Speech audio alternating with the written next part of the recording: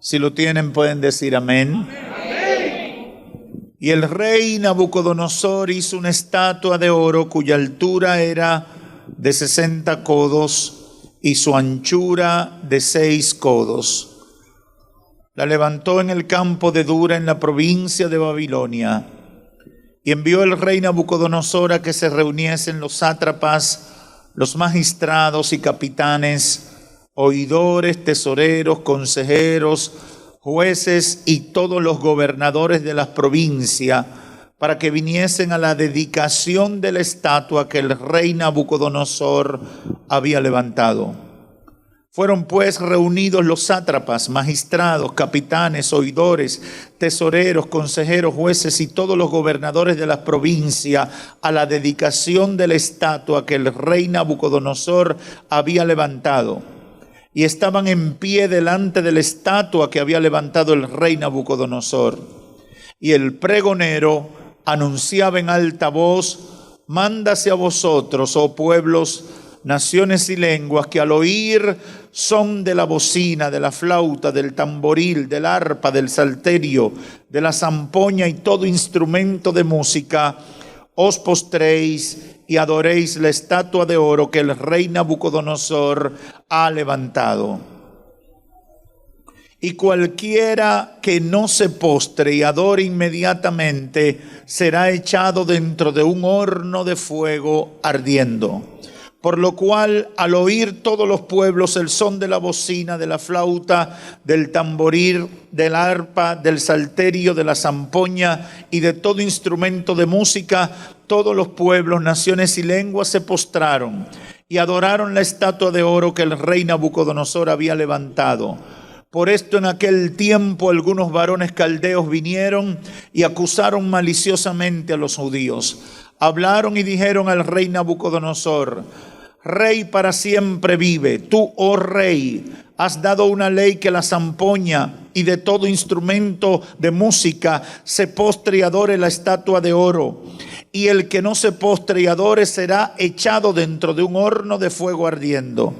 Hay unos varones judíos, los cuales pusiste sobre los negocios de la provincia de Babilonia.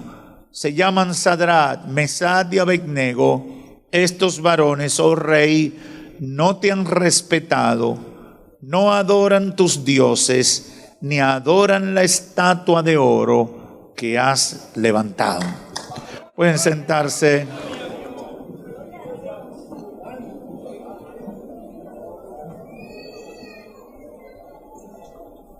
Quiero hablarles con un tema un poquito sui generis.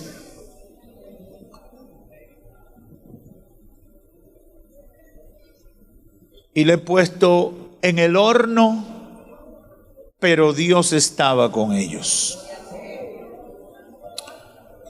Creo que este es uno de los pasajes bíblicos favoritos, del cual he predicado en muchas ocasiones. Pero hoy quiero reflexionar con ustedes resaltando algunos aspectos que nunca había identificado y sobre los cuales el Espíritu Santo ha llamado nuestra atención para compartirlo en esta noche. Una de las experiencias más difíciles de la vida es vivir momentos de angustia, sufrimiento, atropello, ser víctima de un abuso, de una injusticia, cuando uno es inocente. Y peor aún, si el delito o la maldad por la cual uno sufre es hacer las cosas correctas conforme a la voluntad conocida de Dios. Nadie espera sufrir por eso. Nadie espera que por portarse bien lo maltraten, lo atropellen, lo avergüencen y mucho menos que lo metan en la cárcel o que lo condenen a muerte. Nadie espera algo como eso. Nadie espera sufrir. Por el contrario, cuando uno hace lo correcto, cuando uno le sirve a Dios con sinceridad y compromiso, generalmente uno tiene la expectativa de que el mundo y el sistema de pecado nos aplaudirá y nos exaltará por nuestra conducta. Ese es el pensamiento que uno tiene. Esa es la idea que uno a veces atesora en su corazón. Me estoy portando bien, estoy haciendo lo correcto. Uno espera que los malos que viven alrededor de uno se los reconozcan. Porque antes yo era un diablo, pastor, si usted me hubiera conocido. Nunca se me olvida el caso de una persona que contó lo siguiente en medio de un grupo de una iglesia y dice: si ese fulano me hubiera conocido o me hubiera enfrentado cuando yo no era cristiano, mire varón, yo le apeo la cabeza y la pongo ahí. El hermano estaba diciendo que él era malo en su vida pasada, pero que ya el Señor lo había cambiado y que por tanto no iba a pasar lo peor. Pero él estaba de alguna manera diciendo: óyeme, si yo ahora me porto bien, se supone que cosas malas no me deben pasar. La historia que relata el capítulo 3 del libro de Daniel tiene mucho que ver con esto. 3 jóvenes hebreos exiliados en Babilonia fueron distinguidos por el rey y su corte. Fueron insertados en posiciones de gobierno, formaban parte de la corte real. Pero un día el rey decidió hacer una de esas cosas que hacen los grandes y poderosos de la tierra. Por una motivación que la Biblia no da detalles, el rey necesitaba que sus servidores le adoraran como si fuera un dios. Hace una estatua gigante, convoca a todo el gabinete para que pongan en funcionamiento una ley de que al sonar una alarma a una hora específica, todo el mundo se postrara en adoración al rey y su estatua. Dice la Biblia que todo el mundo obedeció. Y aunque el rey no se dio cuenta, sí algunos notaron que 3 muchachos, uno se llamaba Ananías, otro Misael y otro Azarías, con nombres babilonios, Sadrach, Mesach y Abednego. 3 muchachos que eran funcionarios del gobierno y de origen hebreo, de los exiliados de la tierra de Israel. Esos 3 muchachos no obedecieron al edicto del rey. Esa era una falta grave, porque la pena contra los que ignoraran la ley era la muerte al lanzarlo en un horno de fuego ardiendo. Qué cosa más terrible. Cualquiera no se atrevería a desacatar una ley de un rey con poder absoluto, en el país o en el imperio más poderoso del mundo en ese momento. Pero estos muchachos no siguieron la instrucción dada por el rey Nabucodonosor, y hubo gente que lo notó. Esos que notaron el desacato de los jóvenes funcionarios de origen hebreo no se quedaron callados, sino que fueron ante el rey con el chisme y le dijeron al rey lo que habían hecho los 3 muchachos. Y los versos lo detallan. Estos muchachos, rey, Sadrach, Mesach y Abednego, estos varones no te han respetado, tampoco han adorado tus dioses, ni adoran la estatua que tú has levantado. No te hicieron caso, no siguieron la instrucción, no se llevaron de ti. Y me imagino, aunque la Biblia no entra en detalle, que le dijeron: son unos malagradecidos, porque siendo unos exiliados tú lo distinguiste. Tú los escogiste, pudiendo haberlos matado. Lo pusiste en un buen puesto público. Rey, esos muchachos son unos malagradecidos. No tienen perdón de Dios.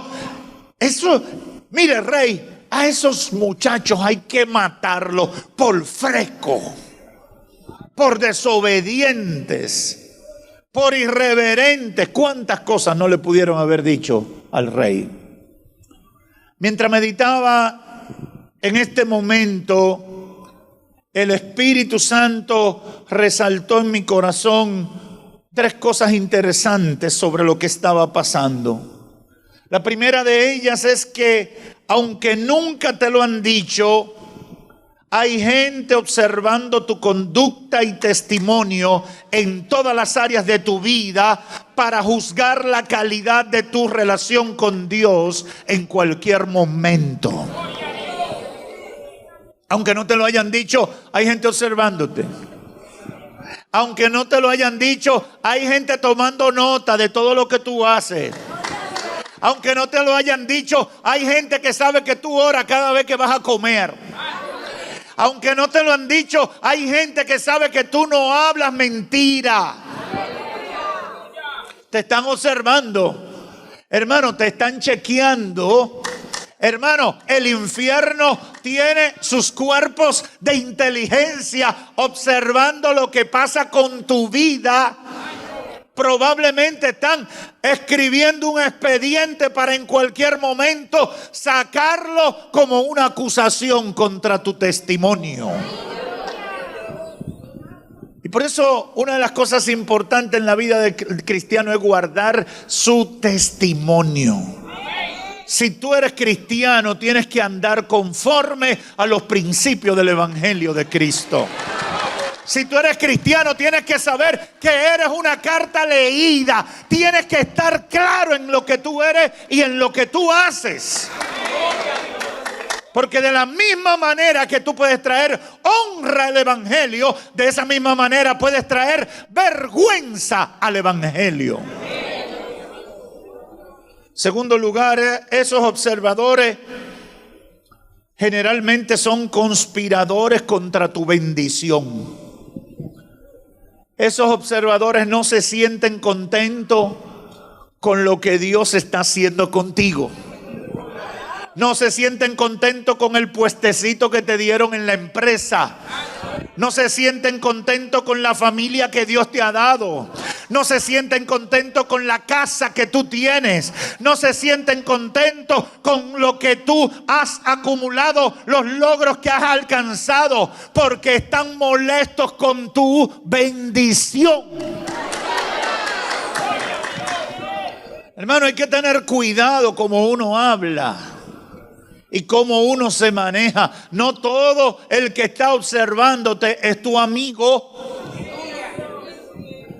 Y yo le puedo testificar que he vivido experiencias donde me he dado cuenta que lo que más le molesta a la gente es que Dios te bendiga.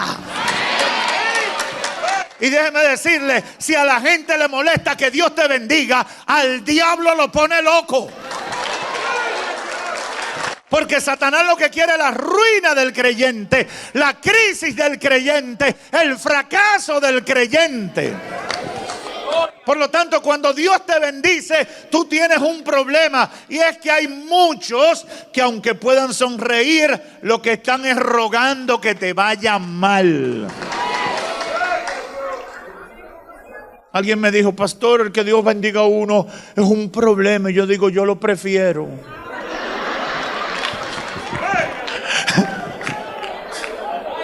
Cuando tú te malas, todo el mundo te quiere. Él es bien, todo el mundo te quiere.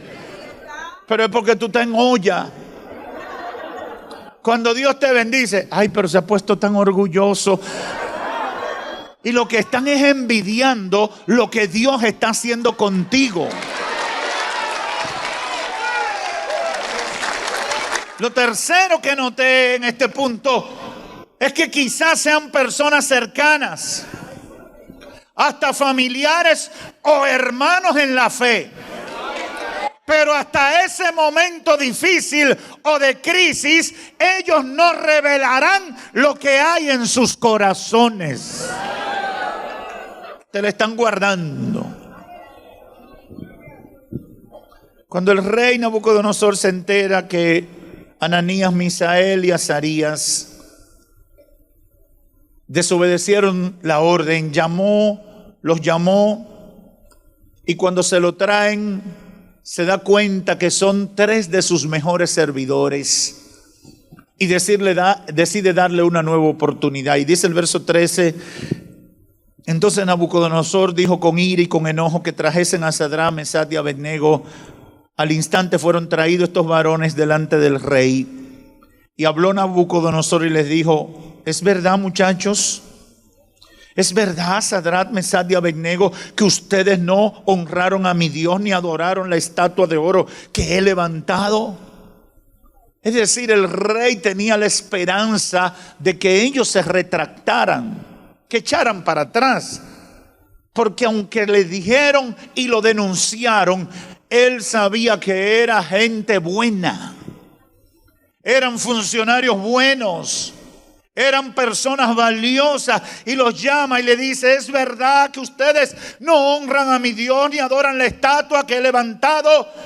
Y no esperó la respuesta y le plantea: ahora pues, ¿están dispuestos ustedes para que al oír otra vez el son de la bocina, de la flauta, del tamboril, del arpa, del salterio, de la zampoña y de todo instrumento de música, os postréis y adoraréis la estatua que he hecho?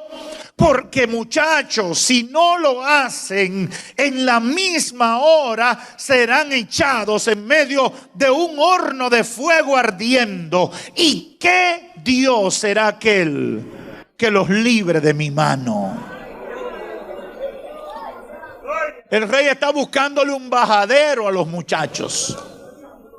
El rey está dándole un chance, porque aunque los que se lo denunciaron fueron gente con un testimonio que él creyó, porque por eso los llamó, él quería exonerar a los muchachos del castigo que había establecido.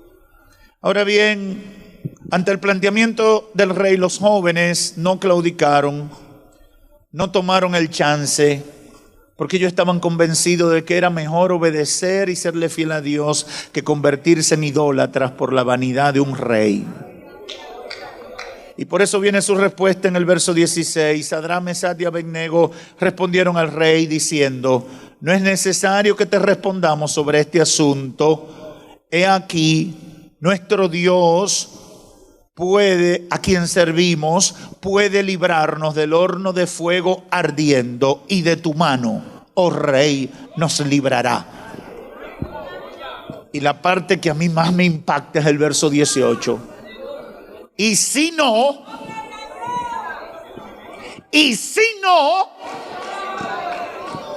mi Dios puede librarnos. Pero si no, debes saber, oh rey, que no serviremos a tus dioses, ni tampoco adoraremos a la estatua que tú has levantado. Inevitablemente, a partir de una respuesta como esa, vino el castigo.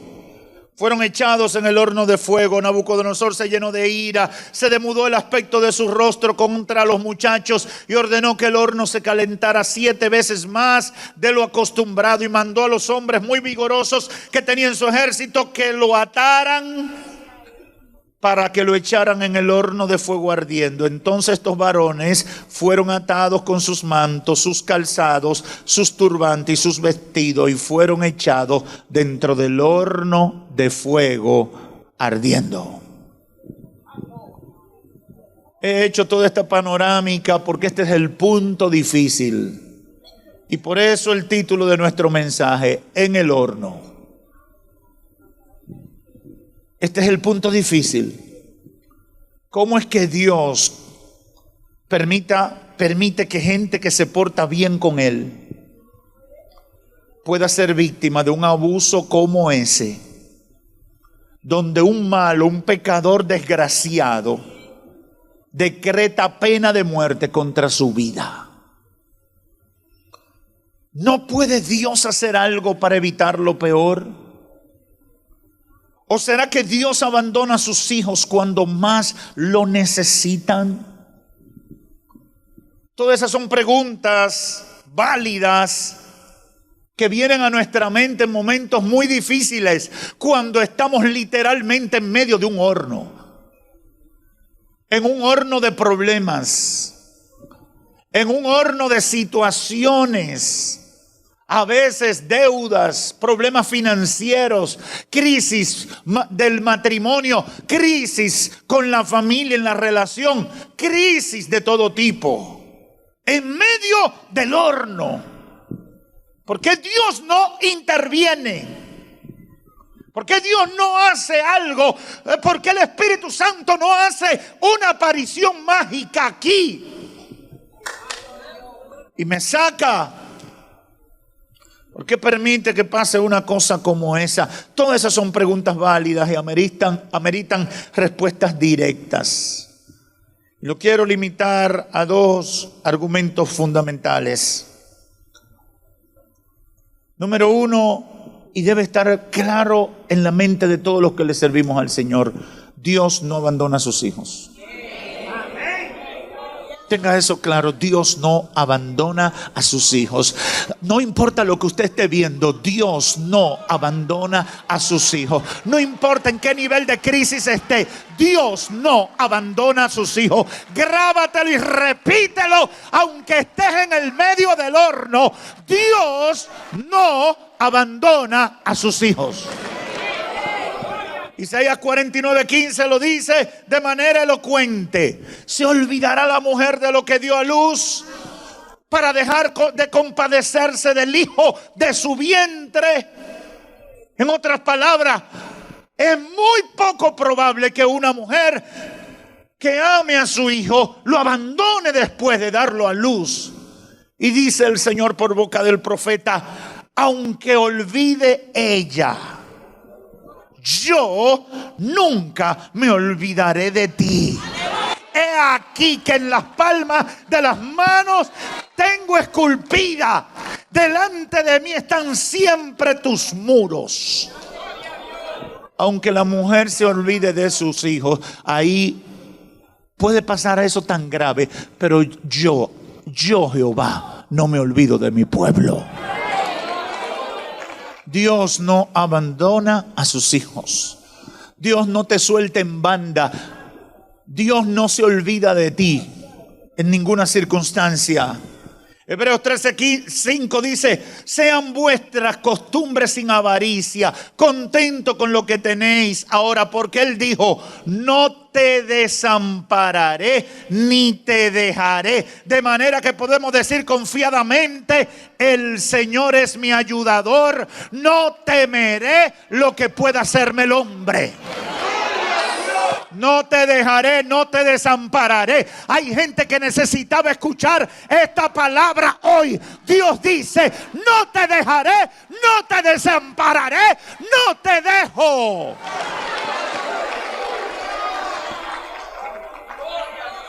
Aunque tú no lo sientes, Él está obrando.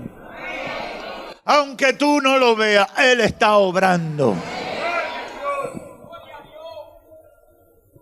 En segundo lugar, cuando estemos frente al horno de fuego, en cualquier situación de la vida, existen tres posibilidades en que se manifiesta la voluntad de Dios. Y quiero que me presten mucha atención. La primera, a veces Dios en un acto sobrenatural va a impedir que tú pases por el horno de fuego. Él lo hace de muchas maneras, muchas veces lo hace. Muchísimas veces Dios de manera sobrenatural impide que tú pases por el horno de fuego. Y esa es su voluntad. Pero también otras veces va a dejar que tú caigas en el fuego. Y se va a meter contigo en el horno. Y va a estar contigo en el horno. Y tú dices: ¿por qué me dejó? Era su voluntad que tú entraras en el horno. Y ahí en el horno Él te demuestra que el fuego no te mata, ni el calor te asfixia, Y que aun cuando te soltó todo el mundo, Él está ahí a tu lado. Yo no sé si hay alguien aquí que puede testificar de que en los momentos de crisis se ha dado cuenta que con el único que verdaderamente puede contar es con el Dios del cielo, que provee la ayuda y el consuelo en medio de la turbación. Tú te das cuenta que el único garantizado en tu vida es Dios. Las crisis demuestran lo frágiles que son los compromisos de los seres humanos con los otros. Son las crisis. Son las crisis en abundancia, en bendición. Cuando todo está cómodo, ahí se separan los verdaderos de los falsos. Por eso, hace muchos años yo prediqué aquí: bendita la crisis que me trae a Dios. Bendita la crisis que me ayuda a descubrir la verdad de quién es Dios para mí. Bendita la crisis que me ayuda a descubrir quiénes son los verdaderos y quiénes son los falsos que están alrededor de mí. Bendita la crisis. Aleluya. A veces el Señor dejará que caigamos en el fuego, en el horno, y va a entrar con nosotros en el horno. Los varones fueron atados y echados en el horno, cayeron en el horno. Entonces el rey al otro día se espantó y se levantó apresuradamente y dijo a los de su consejo: ¿no echaron a 3 varones atados dentro del fuego? Y ellos respondieron al rey: es verdad, oh rey. Y él dijo: he aquí, yo veo 4 que se pasean en medio del fuego y no sufren ningún daño, y el aspecto del cuarto es semejante al Hijo de los dioses. Hay 4 y hay un cuarto que es raro. Aleluya.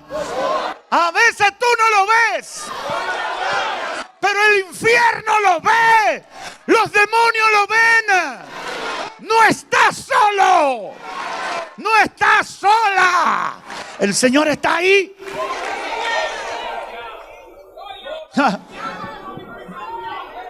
En medio del fuego. El Señor está ahí. No echaron a 3, pero hay 4. No estaba solo, pero yo veo a alguien más. Yo he testificado muchas veces, y ahora lo repito, que una vez viví una experiencia de alguien que me quería hacer daño. Y entonces yo seguía andando normal sin preocuparme. Se había molestado con algo que yo había predicado, o no sé si con algo que Dios estaba haciendo con una persona que llegó a la iglesia y estaba vinculado con esa persona. Que los pastores pasamos por esa experiencia. Dios comienza a trabajar con alguien y un familiar, un amigo, un interesado se molesta con el pastor por lo que Dios está haciendo con esa persona. Y esa persona decidió hacerme daño. Y varias veces le dijo a la persona del vínculo: voy a hacerle hoy daño al pastor, voy a hacerle daño. Voy a hacerle daño. Y entonces cada vez que salía llegaba defraudado. Nunca lo dejan solo. Y le preguntaron: ¿y quién es? Él anda con 2 soldados suizos, son grandes, son fuertes, son así. Tienen un traje raro, tienen una figura rara, siempre andan con él. Cada vez que me le acerco los veo. Aleluya, aleluya. En medio del horno, el Señor está contigo haciendo la diferencia.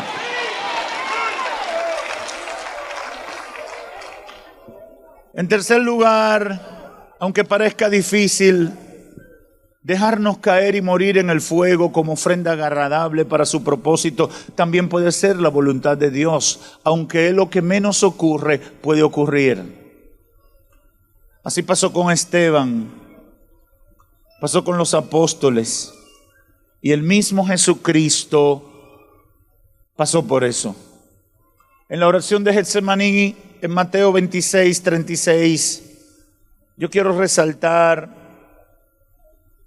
que 3 veces, entre los versos 36 al 44, y no lo voy a leer, 3 veces Cristo le pide a su Padre que lo ayude a pasar esa copa sin beberla. Ninguno como Mateo hace esa descripción tan detallada. En 3 momentos, usted lo puede leer en su casa. Jesús llegó a Getsemaní, se fue a orar y entonces dijo: mi alma está muy triste hasta la muerte, quedaos aquí conmigo. Y fue adelante, se postró sobre su rostro, oró y dijo: Padre mío, si es posible, pase de mí esta copa, pero no sea como yo quiero, sino como tú. Volvió, encontró a los discípulos durmiendo y dijo a Pedro: así que no habéis podido velar conmigo. Volvió y le dijo: velad y orad para que no entréis en tentación. El espíritu está dispuesto, pero la carne es débil. Otra vez fue y oró por segunda vez diciendo: Padre mío, si no puede pasar de mí esta copa sin que yo la beba, hágase tu voluntad. Vino otra vez y lo halló durmiendo, porque los ojos de ellos estaban cargados, y dejándolo se fue de nuevo y oró por tercera vez diciendo las mismas palabras. 3 veces. 3 veces Cristo le pidió a su Padre que no lo dejara pasar por la cruz. 3 veces le pidió que lo librara de la cruz, del Calvario y de la vía dolorosa. Pero hay un detalle en la oración de Cristo. Más que todo, Él quería hacer la voluntad de Dios. ¿Y por qué esto es importante? Porque la voluntad de Dios no era que Cristo sufriera, pero para que viniera la bendición de la salvación y la restauración espiritual de la humanidad. Él tenía que ir a la cruz.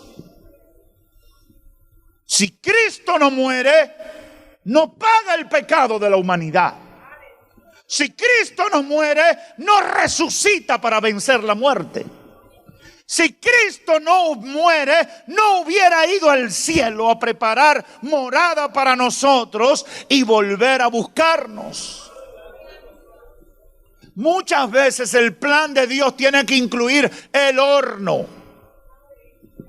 porque el horno tiene a veces objetivos superiores a lo que nosotros humanamente podemos valorar. A veces hay proyectos de Dios que trascienden lo rutinario, lo simple, lo normal.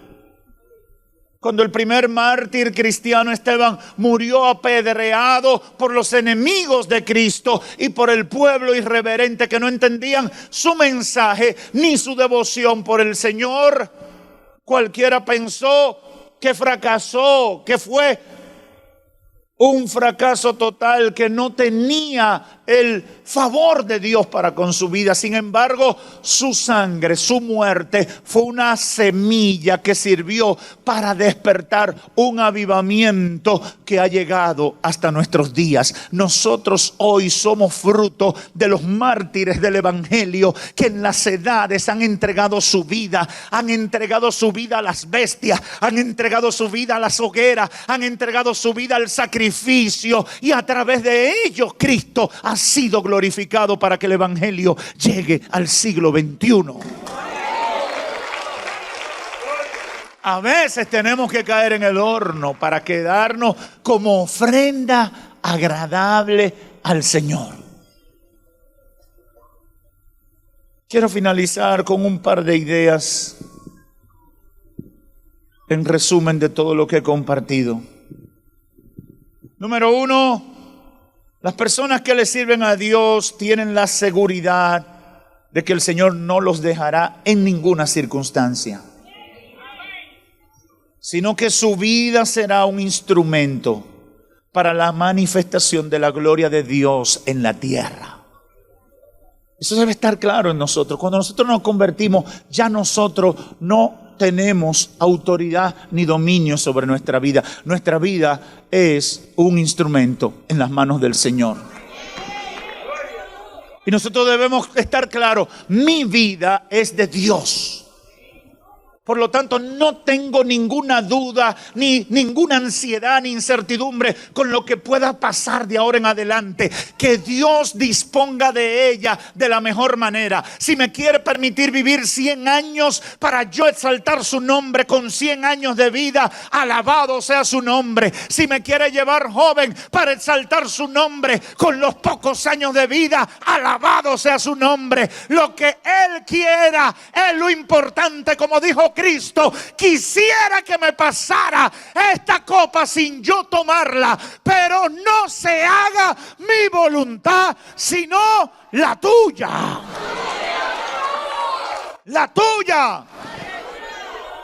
Cuando nosotros nos convertimos en gente de propósito en Dios, cuando nos convertimos de la vida insípida y vacía del mundo de pecado, nos convertimos en una ofrenda agradable para Dios. Y Dios va a disponer con nosotros. Y yo me siento contento siempre con lo que Dios disponga. Los jóvenes dijeron: Rey, nosotros no vamos a echar para atrás, porque nuestro Dios nos puede librar. Pero si en esta oportunidad Él no quiere, por lo que Él tenga planeado, tampoco vamos a echar para atrás. Porque nosotros somos de Dios. Yo no sé si aquí hay alguien que puede decir: yo soy de Dios. Yo soy de Dios. Yo le pertenezco a Dios. Aleluya. No había que discutir. Estaban decididos a servirle a Dios más allá de todo. Más allá del horno. Más allá de lo que se viera. Ellos estaban decididos por su fe y sus convicciones servirle a Dios hasta el final.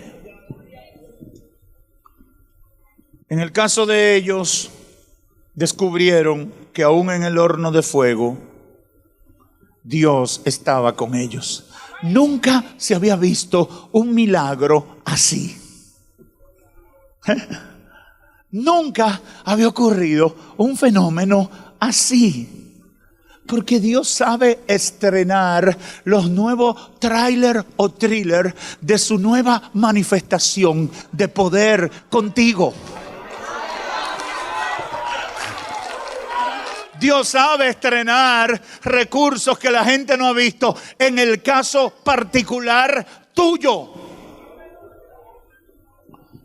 El lunes yo estaba en un centro médico de esta ciudad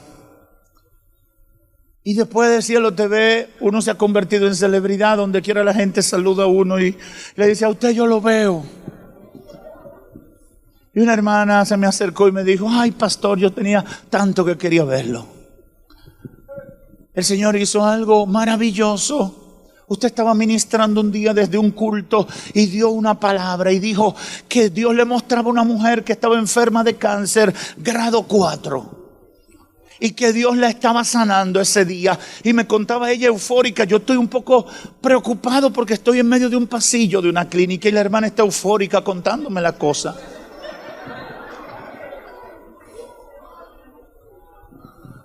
Y me dice: mi hermana y yo estábamos viendo la televisión y todo lo que usted dijo era lo que le estaba pasando a mi hermana. Y usted dijo: en 60 días Dios mostrará la evidencia de lo que estaba haciendo. Y yo le dije, dice la hermana, yo le dije a mi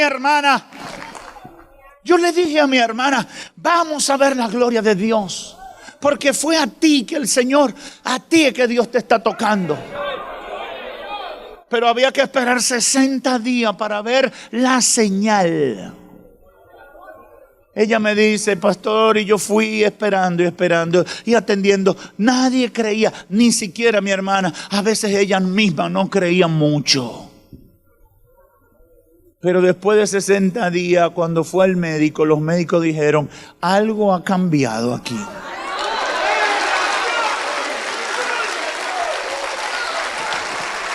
Y la hermana se llenó de gozo y me decía, lo único que faltaba de ese milagro es que le prometimos al Señor que se lo íbamos a contar a usted. Ha pasado más de un año y no habíamos podido, pero Dios permitió hoy que nosotros en este lugar pudiéramos decirle lo que Él hizo.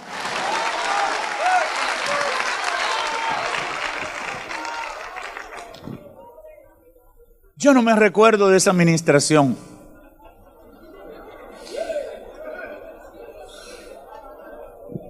Porque la gente cree que uno se recuerda. A menos que se haya grabado el culto y uno lo tenga ahí, uno no se recuerda. Pero, ¿por qué se lo cité? Porque ahí Dios hizo un milagro con desarrollo evolutivo de un cáncer, categoría 4, en 60 días para dar señal. Estrenó un nuevo método. Dios vive mostrando variedades de la manifestación de su poder conforme a las situaciones que uno tiene. Por lo tanto, no importa el tipo ni la naturaleza de la crisis o el horno en el que tú estés metido. No te limites a creer lo que Dios puede hacer, porque en cualquier momento te puede sorprender poniendo de manifiesto un poder que tú no conocías, una manifestación que tú no conocías, una obra que tú no conocías.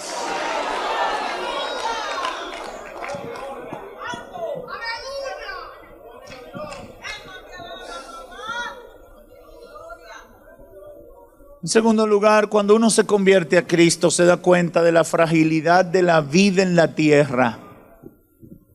Y uno descubre que lo más importante es que nuestra vida sea un instrumento en la mano de Dios, para que a través de nosotros el nombre de Cristo y su evangelio sea glorificado. Yo no sé si usted lo ha descubierto, pero yo lo he descubierto. Uno se da cuenta que lo más maravilloso que pasa en la tierra es lo que el Señor está haciendo contigo.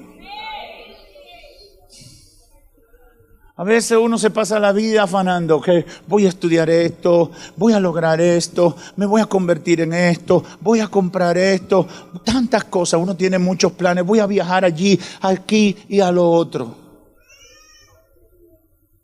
Pero cuando uno se convierte se da cuenta que todo eso es detalles y añadiduras. Lo más importante es lo que Dios está haciendo conmigo y a través de mí. Eso es lo más importante. Yo no sé si hay alguien aquí que está de acuerdo conmigo.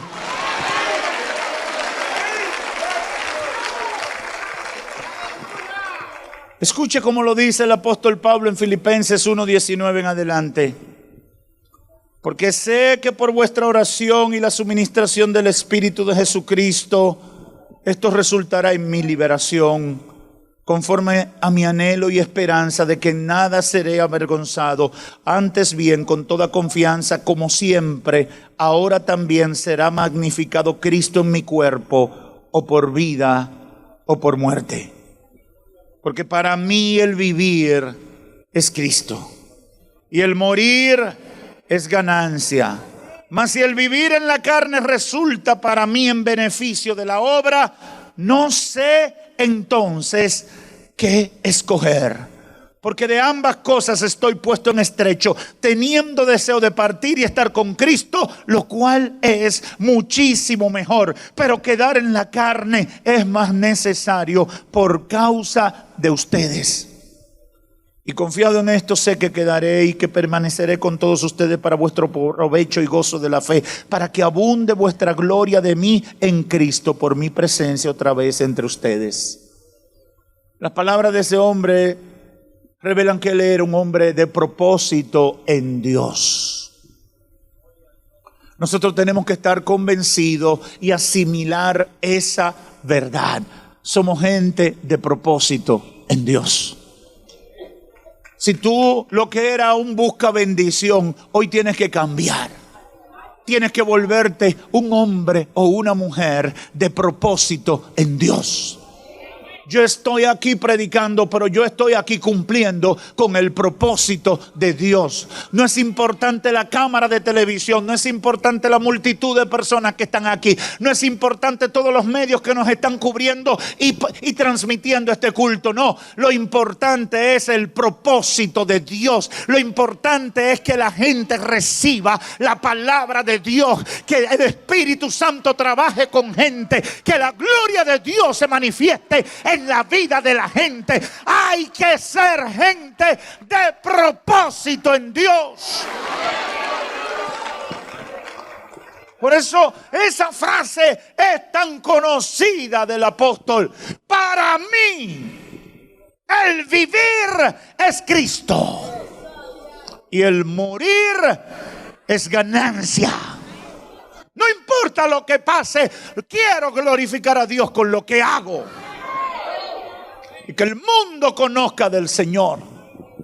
Que mi familia conozca del Señor. Que todo el que me conoce conozca de Cristo a través de mi vida. Que en medio del horno vean que mi Dios es poderoso. Que me puede librar, que me puede acompañar y que puede permitirme entregar mi vida como ofrenda, pero en todo y por todo que vean a Dios ser glorificado en mi vida. Termino haciendo una invitación a los amigos y a las amigas que me escuchan aquí y fuera de aquí. Es un privilegio servirle al Dios de la Biblia. Amigo o amiga, yo no sé cómo tú puedes vivir sin Dios.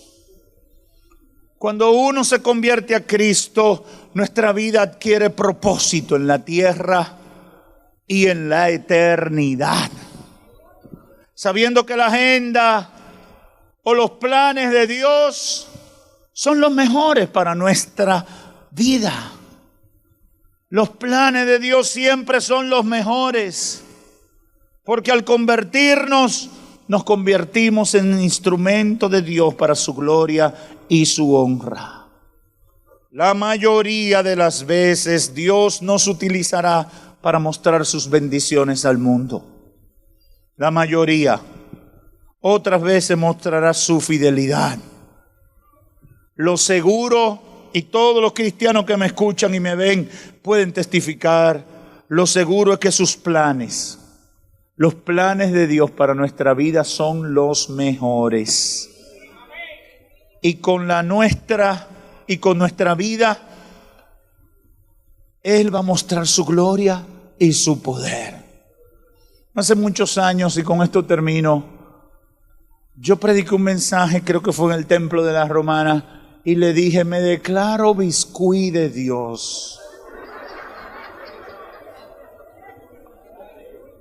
Algunos no me entendieron y le dije, me declaro maniquí de Dios. Y algunos de los que no entendieron volví a repetir, le dije, me declaro un muñeco de lo que ponen en la tienda. Y yo soy un muñeco de lo que ponen en la tienda de Dios para enseñarle a lo que pasen lo que Él puede hacer con uno que le sirve en espíritu y en verdad. Yo no sé si aquí hay alguien que quiere ser maniquí de Dios para que Él exhiba su gloria, para que Él exhiba su poder, para que Él exhiba su gracia, para que Él exhiba su fidelidad, para que Él exhiba su amor. Exhibe tu gloria en mí. Dile al Señor en esta noche, exhibe tu gloria en mí, aunque tenga que pasar por el horno, exhibe tu gloria en mi vida. Exhíbela, Señor. Muéstrale al mundo a través de mi vida lo que tú eres. Para que a nadie le quede duda de que eres poderoso, eres maravilloso, eres grandioso, eres increíble. Iglesia, tú le sirves a un Dios increíble. Hermano, tú le sirves a un Dios increíble. No hay nada imposible para Él. Por lo tanto, Le digo a los amigos, los planes de Dios para tu vida aquí en la tierra son los mejores. Y en la eternidad están garantizados. Y mi consejo es que dejes de vivir sin propósito. Conviértete a Cristo. Entrégale tu vida a Cristo hoy. Es lo mejor que te puede pasar. Que Dios te bendiga. Gracias, Señor.